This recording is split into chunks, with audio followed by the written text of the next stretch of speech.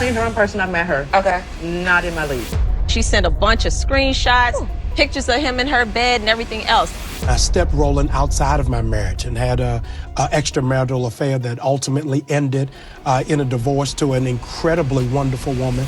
Pastor, a prophet in the pulpit, a man who built an empire on the Word of God, and now allegedly watching that empire get split down the middle in a courtroom. But here's what nobody is connecting. Let's not pretend we're starting from zero here. Jamal Bryant is not some obscure figure who stumbled into scandal. He is the senior pastor of New Birth Missionary Baptist Church in Atlanta, Georgia, one of the most recognizable mega churches in the country. He commands a congregation, a brand, a platform, and for years, he has stood at that pulpit projecting transformation, redemption, and the image of a healed man. But long before the new wife, long before the announcement, long before the fairy tale he and Carrie Turner have been selling to anyone who would listen, there was Jamal Bryant, the woman who came first, the woman who built a life with him, bore his children, survived his betrayals, and quietly absorbed the kind of damage that would have shattered most people. They were married from 2002 to 2009, 3 daughters, a shared history, and according to Giselle, a marriage that crumbled not because of incompatibility, but because Jamal could not keep his hands, his attention, or his loyalty to himself. I stepped rolling outside of my marriage and had a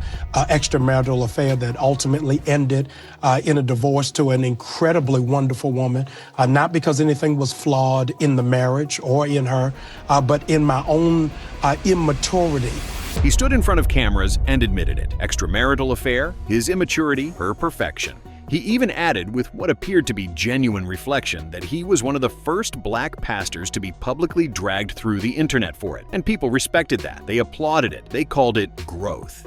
But here's the thing about growth. It has to be consistent. And the timeline of Jamal Bryant's life since that confession tells a very different story. Now, when Jamal Bryant announced on November 15th, 2024, that he had a new wife, Carrie Turner Bryant, a faith-based author and speaker who also served as a minister at his own church, the reaction was swift, sharp, and loaded with suspicion, because this wasn't a surprise to the people who knew New Birth. Their relationship had allegedly been an open secret inside the church for quite some time. They were spotted together at an ice cream shop in Florida, and when that got out, baby, it was chaos. When we got to the ice cream parlor, I was not there because I was kicking it with him. I was there because we were solidifying my doctoral program.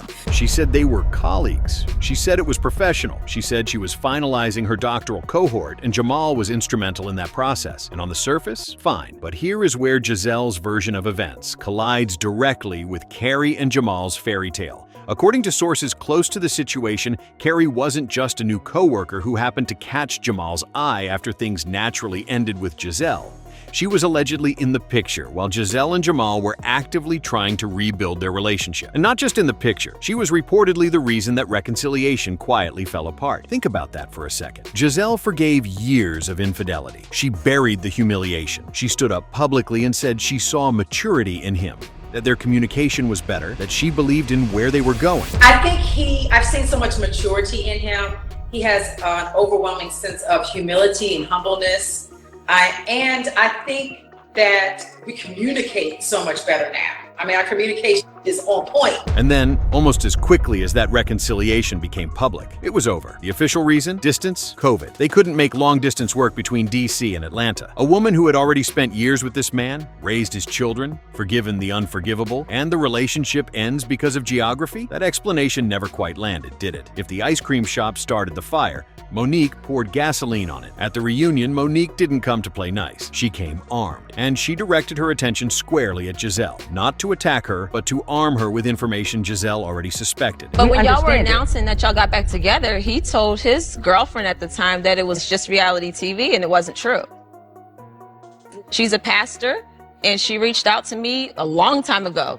She sent a bunch of screenshots, pictures of him in her bed and everything else. According to Giselle, she already knew. She already knew about this woman. Jamal had reportedly told her about their history. But what she may not have fully grasped What the reunion made undeniably clear was that this woman wasn't just a past connection. According to the claims made in that room, she and Jamal were still actively involved during the very period Giselle was telling the world she believed in their future. And that woman, that pastor, that is alleged by multiple sources close to the situation to have been Carrie Turner Bryant. The same woman now standing at the front of New Birth wearing Giselle's sorority colors, allegedly studying Giselle's aesthetic down to the body type and the style. The same woman who snapped back at Giselle on social media telling her that being a mean girl ages you. Now here is where this story gets even more layered, because Carrie wasn't even the first time Jamal Bryant allegedly got tangled up with a high-profile woman while publicly presenting a different image. Enter Phaedra Parks. During the height of her time on Real Housewives of Atlanta, while her husband, Apollo Nida, was facing serious federal fraud charges, Phaedra was reportedly communicating with a mystery man she had saved in her phone simply as Mr. Chocolate. Apollo noticed it. He brought it up. She denied it, but the secret had a name. And that name, according to someone who was in Phaedra's inner circle, was Jamal Bryant. And that was her friend before she became divorced. If she's divorced, that was Jamal Bryant. She told me that. There was a man I was speaking to that was encouraging me. I was going through a very rough time. We would talk on the phone, send a text, never seen him, never held his hand. You see the pattern, right? The same framing, the same carefully chosen words. It was professional. He was encouraging me. We never fill in the blank. And every single time, it turns out to be significantly more than advertised. Jamal Bryant allegedly had his eye on Malaysia Pargo from Basketball Wives around the same period. There are long-standing rumors of multiple women, multiple settlements, a love child allegedly paid to stay quiet while he was still married to Giselle. An allegation so devastating that, according to reports, Giselle had to be hospitalized in a mental health facility after the truth surfaced. This is the man standing in the pulpit on Sunday mornings telling people how to live right. Let's talk about Carrie Turner Bryant, because she deserves her own spotlight in this story. Not as a villain, but as a strategist. Critics online have noted, with receipts, that Carrie's physical presentation, her aesthetic, her style, even her sorority affiliation all align suspiciously closely with Giselle Bryant. Online commentators have theorized that Carrie studied the woman Jamal loved first and modeled herself accordingly. And then there are the additional allegations that Carrie was not exactly new to the practice of entangling herself with men of the cloth. Sources suggest that Jamal wasn't the first pastor Carrie allegedly positioned herself close to,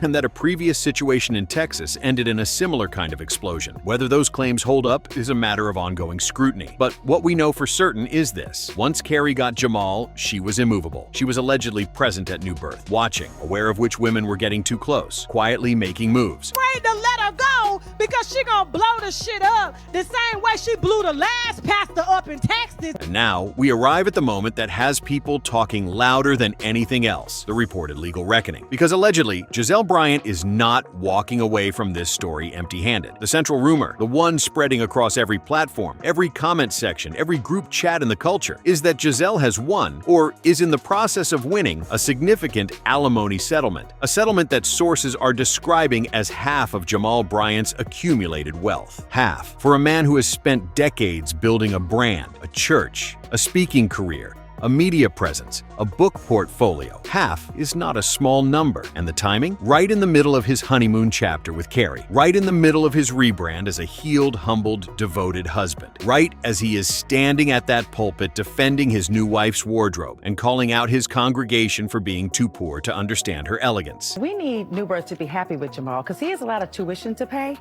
All of my girls will be in college. Because here's what nobody has been connecting loudly enough. Jamal Bryant was already on the hook. 3 daughters, college tuition, child support obligations, and now, allegedly, half his wealth going to the woman he cheated on, reconciled with, and cheated on again. The man who built his ministry on redemption may now be learning what it costs when the people you wronged finally decide to collect. Giselle Bryant has been measured, careful, and composed through all of this. She threw the one jab, not in my league, and let the internet run with it. She didn't need to tear the house down. She just had to wait. And if these reports are accurate, she waited perfectly. I desire a man who can communicate to me. Tell me you ain't gotta be perfect, but I can't work with what I don't know. Giselle Bryant did not lose this story. She survived a man who allegedly had a love child during their marriage, who allegedly told his other women that their reconciliation was just reality TV, who brought a new woman into his orbit while Giselle was still rebuilding trust. She checked herself into a mental health facility and came back standing. She co-parented. She kept her composure. She let the facts do the screaming. And Carrie Bryant, the new First Lady of New Birth, is now stepping into a role with a man whose receipts are public record, whose patterns are documented across multiple women, multiple eras, multiple churches. She called Giselle a mean girl for aging. But honey, there's a difference between aging and reckoning. Giselle isn't aging, she's collecting. As for Jamal Bryant, the man who confessed on camera, who called his own betrayal immaturity, who stood at the pulpit preaching about the washing power of the word, the question the church has always been too afraid to ask out loud is finally being asked in courtrooms and comment sections simultaneously. When does accountability catch up to anointing? Allegedly, the answer is right now. Drop your thoughts in the comments. Who do you believe? Who do you think comes out of this on top? And is New Birth's silence on all of this saying more than any statement ever could? Like, subscribe, and I'll see you in the next one.